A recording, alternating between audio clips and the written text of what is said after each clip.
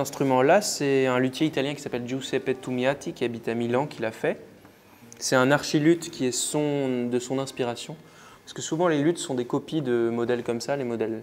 Ça, c'est un modèle de Sellas, Matteo Sellas, qui est un des luthiers très connus de l'époque. On a retrouvé beaucoup de ces théorbes et de ces archiluths. Donc souvent, les luthiers actuels font des copies exactes de ça en étudiant les instruments. Là, Tumiati a eu un petit éclair de génie, s'est fait sa propre idée. Donc c'est une caisse de luth baroque. C'est un instrument un peu hybride comme ça qu'il a fait selon son inspiration. Et je suis tombé dessus, j'ai aimé le son. Donc, sur un luth, on peut voir qu'il y a des frettes en boyau qui permettent des tempéraments différents. C'est-à-dire que je peux soit avoir un accord comme ça, ou bien je bouge la frette un peu, et là,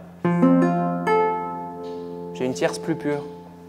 Une tierce plus pure, c'est-à-dire que les intervalles, sur un piano, on coupe la part du gâteau en 8 ou en 16, enfin je ne sais plus, do, ré, mi, fa, sol, la, si, do, on coupe également. Mais en fait, si on veut, c'est une règle d'harmonie, quoi. Si on veut avoir exactement pas de battement et que l'intervalle sonne parfaitement, il faut que les tierces, par exemple, au lieu d'être des tierces comme au piano, comme ça, soient des tierces un peu plus basses qui font un son plus pur.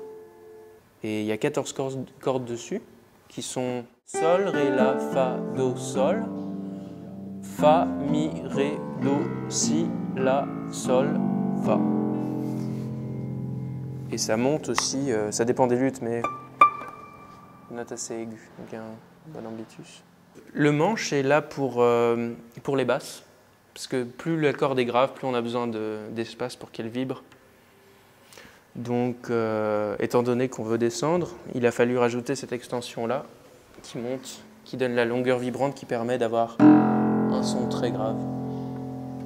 Et qui... faut pas l'utiliser tout le temps, parce que sinon ça devient un peu... Mais ça peut donner une impulse au chanteur pour qu'il commence à... Voilà.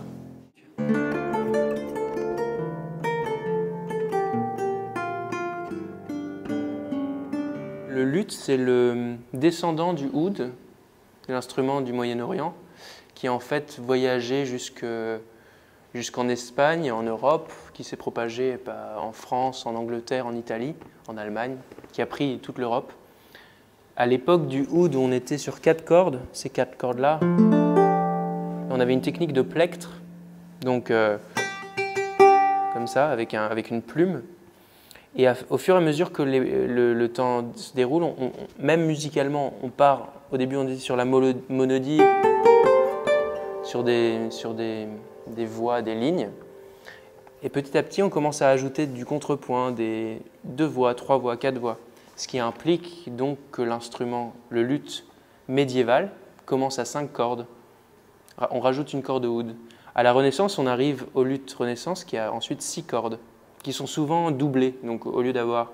On a 2 fois... Comme vous pouvez voir là, je ne sais pas si vous arrivez à voir, on appelle ça des chœurs. Donc on arrive à la Renaissance avec 6 cordes. Après, vers l'époque baroque, on rajoute des cordes, 7, 8, 10. On arrive au luth Renaissance pré-baroque. Et ensuite, le luth baroque, 11, 13 cordes. Et ces instruments-là qui s'appellent les théorbes ou les archiluths, qui ont cette arche qui permet ensuite d'avoir des basses qui descendent jusqu'au fa grave. Et malheureusement, cet instrument a laissé la place à des instruments qui projettent plus, comme la guitare. La viole a laissé la place au violoncelle, ou la luth a laissé la place à la guitare. Les dernières pièces de luth qu'on trouve sont vers 1780, quelque chose comme ça. Mais c'est un instrument qui s'est épanoui, qui est parti du oud et qui a eu toutes sortes de différentes familles, les dessus de luth, les alto, ténor et basse de luth.